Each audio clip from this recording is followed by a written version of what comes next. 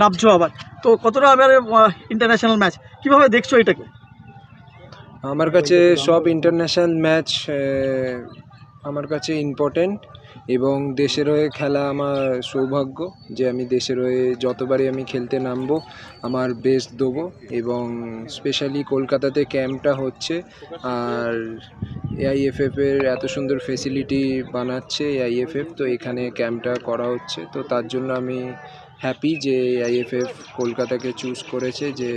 এত সুন্দর ফেসিলিটি বানানোর জন্য ফিউচারে যাতে এখানে ক্যাম্প হতে পারে এবং একাডেমি চালাতে পারে।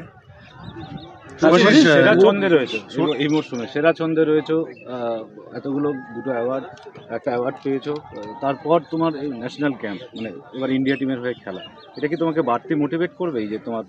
ক্লাব সিজনটা এত সুন্দর গেল, এত ভালো গেল? হ্যাঁ, অবভিয়াসলি আমার ক্লাব সিজন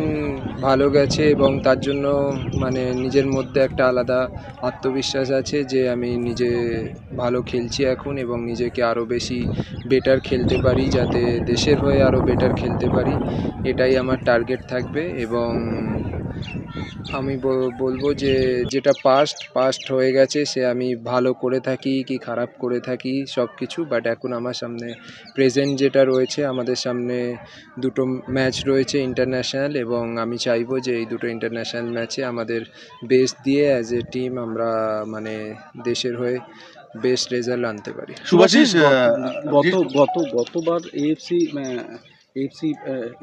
এশিয়ান কাপের কোয়ালিফাই করেছে ইন্ডিয়া। এবছর প্রথম ম্যাচে এরকমভাবে ড্র বাংলাদেশের সঙ্গে, কোথাও কি মনে হয় যে এক নম্বর মানে চাপ আছে কিছুটা, যে এত মানে বাংলাদেশের সঙ্গে কিংবা গোল আসছে না, কত মানে ধারাবাহিকভাবে আগে যেটা গোল আসছে ইন্ডিয়া টিমের, সেখানে কয়েক সুনীল ভাই চলে যাওয়ার মানে অবসর নেওয়ার পরও গোল আসছিল না, এটাও কি একটা চাপের কারণ? কি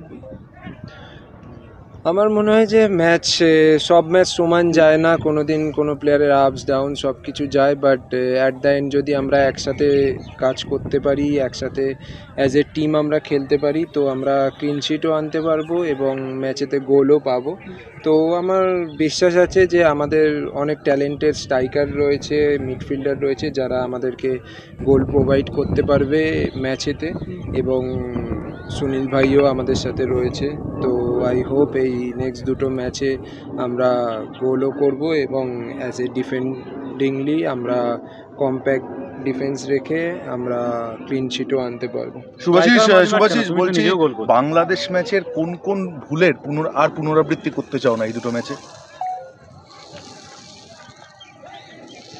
ভুল বলতে ছোটোখাটো ভুল যেগুলো মিস্টেক হয়েছে বা যেসব জিনিসগুলো আমাদের চেঞ্জ করা উচিত আগের পাস্ট ম্যাচগুলো থেকে, শুধু বাংলাদেশ না, তার আগে মালয়েশিয়া, ভিয়েতনাম, সব ম্যাচ থেকেই ছোটো ছোটো যে মিস্টেকগুলোকে আমাদেরকে শুধরে নিয়ে আমাদেরকে এই ম্যাচে নামতে হবে আমার মনে হয়, এবং যে মিস্টেকগুলো হয়েছিল সেগুলোকে শুধরে যদি আমরা তার ওপর কাজ করে যদি নামতে পারি তো আগে গিয়ে বেটার রেজাল্ট পাবো। ওই মিস্টেকগুলোকে কি আইডেন্টিফাই করা গিয়েছে যে কোথায় কোন কোন মিস্টেক? কোচ ওই যেগুলো আমাদের যেরকমভাবে খেলা দরকার বা যেরকমভাবে যে মিস্টেকগুলো হয়েছিল সেগুলো নিয়ে আমাদের সাথে ডিসকাস করছে এবং আমাদেরকে দেখাচ্ছে যে আমরা কীরকম খেলা উচিত, কীরকম চাই, তো সেই অনুযায়ী আমরা কাজ করছি, প্র্যাকটিসও করছি। শুভাশিস, সুনীলের সাথে আলাদা করে কোনোরকমভাবে কথা বলা হচ্ছে যে যে বাংলাদেশ ম্যাচটার পরে যে এই যেটা ব্যাক প্যাচ গেছে বাংলাদেশের বিরুদ্ধে, সেইটাকে কাটিয়ে তোলার জন্য কি আলাদা করে কথা বলছো তোমরা যারা সিনিয়র প্লেয়ার?